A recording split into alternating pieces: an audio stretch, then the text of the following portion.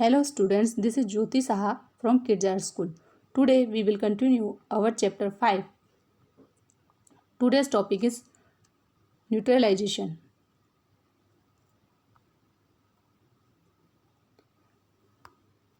We have learned that acid turns blue litmus red and base turns red litmus blue. हमने देखा था कि जो ब्लू लिटमस है वो रेड में चेंज हो जाता है और जो रेड लिटमस है वो ब्लू में चेंज हो जाता है. Let us see what happen when an acid is mix with base. अब हम देखेंगे जब हम एसिड और बेस को मिक्स करते हैं तो क्या होता है. We are going to use an indicators you have not use so far. It is called phenolphthalein. अब हम एक नया इंडिकेटर का यूज़ करेंगे जिसे हम फिनोल्फ्थलीन कहते हैं. Activity 5.5. Fill 1/4 of a test tube with dilute hydrochloric acid. Note down its color. Note down the color of phenolphthalein solution also. Add 2-3 drops of the indicator to the acid. Now shake the test tube gently. Do you observe any change in color of the acid? क्या करना है हमको. एक test tube में 1/4 HCl लेना है. इसके colour को भी ऑब्जर्व कर लेना है कि ये कैसा है और हमको जो फिनोल्फ्थलीन के कलर को भी ऑब्जर्व करना है. अब टेस्ट ट्यूब में 2-3 ड्रॉप हमें फिनोल्फ्थलीन की डाल देते हैं तो देखते हैं सॉल्यूशन के कलर में कोई चेंज नहीं होता है. क्योंकि उसने पूछा कि जो सॉल्यूशन है उसके कलर में कोई चेंज होता है. नहीं, उसके जो सॉल्यूशन है उसके कलर में कोई चेंज नहीं होता है. अब क्या करना है. Add to the acidic solution a drop of sodium hydroxide solution by a dropper. Stir the tube gently. Is there any change in color of the solution? Continue adding the sodium hydroxide solution drop by drop by stirring till the pink color just appear.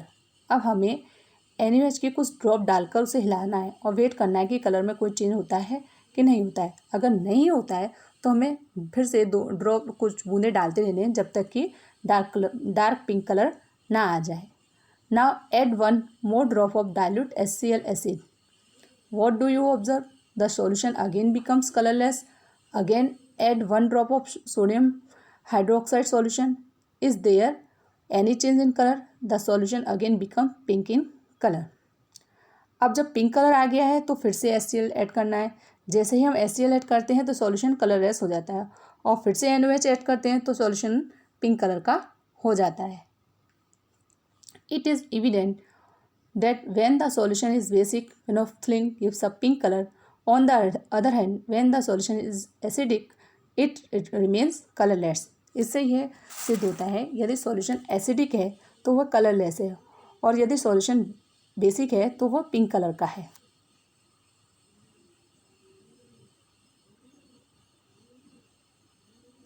When an acidic solution is mixed with a basic solution, both the solution neutralize the effect of each other.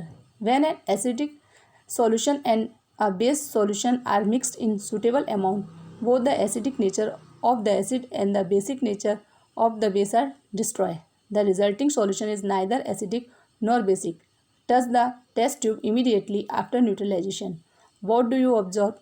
If neutralization reaction, heat is always produced or evolved. The evolved heat raises the temperature of the reaction mixture. अब जब हम किसी acidic solution में basic solution को मिलाते हैं तो दोनों सॉल्यूशन एक दूसरे के इफेक्ट को क्या करते हैं, न्यूट्रलाइज कर देते हैं. जब एसिड और बेसिक का जो सॉल्यूशन होता है एक सूटेबल अमाउंट में मिलाएं, मतलब एसिड और बेस को अगर दोनों को एक सेम मात्रा में मिलाएं तो जो सॉल्यूशन है ना तो एसिड रहता है ना ही बेसिक रहता है. तो ये न्यूट्रलाइजेशन के बाद जब हमें जो टेस्ट ट्यूब को जब हम छूते हैं, टेस्ट ट्यूब हम छू के देखेंगे तो वो हमें गर्म दिखेगी. क्यों? क्योंकि जब न्यूट्रलाइज रिएक्शन होती है तो उसमें हीट भी प्रोड्यूस होती है. In neutralisation reaction a new substance is form. This is called salt. Salt may be acidic, basic और neutral in nature. Thus neutralisation can be defined as follow. Neutralisation के बाद एक नया सब्सटेंस बनता है जिसे हम सॉल्ट कहते हैं. सॉल्ट नेचर में बेसिक हो सकता है या एसिडिक हो सकता है या न्यूट्रल भी हो सकता है. The reaction between an acid and a base is known as neutralization. Salt and water are produced in this process with the evolution of heat. Acid और बेस के बीच जो रिएक्शन होती है उसे हम न्यूट्रलाइजेशन कहते हैं, और जब ये रिएक्शन होती है तो सॉल्ट और वाटर बनता है और हीट भी बाहर निकलती है। इसमें रिएक्शन दी है acid plus base, salt plus water. जब एसिड और बेस ने रिएक्ट करा तो क्या बना, सॉल्ट बना और वाटर बना। The following reaction is an example, hydrochloric acid plus sodium hydroxide यानी HCl प्लस NaOH, क्या बनेगा, सोडियम क्लोराइड प्लस वाटर यानी NaCl एंड H2O। अब जो हमारा नेक्स्ट टॉपिक है न्यूट्रलाइजेशन इन एवरीडे लाइफ। जो ये न्यूट्रलाइजेशन है उसको हम अपनी डेली लाइफ में यूज़ भी करते हैं। पहला है indigestion. Our stomach contain hydrochloric acid, it help us to digest food as you have learn in chapter 2। Chapter 2 में हमने सीखा था कि हमारे स्टोमक में HCl बनता है जो कि हमें डाइजेशन में मदद करता है। But too much of acid in stomach causes indigestion. जब बहुत ज़्यादा एसिड बन जाता है तो हमें इनडाइजेशन हो जाता है। Sometimes indigestion in painful, to relieve indigestion we take an antacid such as milk of magnesia which contain magnesium hydroxide, it neutralize the effect of excessive acid. जब एसिड ज़्यादा बन गया है तो हम इसके लिए हम एंटासिड लेते हैं, जैसे कि मिल्क ऑफ मैग्नीशिया है। अब ये क्या करती है, मिल्क ऑफ मैग्नीशिया जो होती है नेचर में बेसिक होती है, और ये जो एसिड ज़्यादा बनना है उसके इफेक्ट को ख़त्म कर देती है यानी न्यूट्रलाइज कर देती है। सेकेंड है आपका topic ant bite. When an ant bites, it injects the acidic liquid formic acid into the skin. जब कभी चींटी काटती है तो एक लिक्विड वो हमारे स्किन में दे देती है जिसको कहते हैं हम formic acid. The effect of the acid can be neutralised by rubbing moist baking soda और calcium solution which contain zinc carbonate. जो जहाँ चींटी काटती है वहाँ पे हम क्या करते हैं, बेकिंग सोडा को रब कर देते हैं जिससे कि उसका जो एसिडिक का जो इफेक्ट है वो ख़त्म हो जाता है। इसके अलावा हम कैलेमाइन सॉल्यूशन भी यूज़ कर सकते हैं क्योंकि इसमें जिंक कार्बोनेट होता है, वो भी नेचर में क्या होता है, बेसिक होता है। नेक्स्ट टॉपिक है हमारा सॉइल ट्रीटमेंट।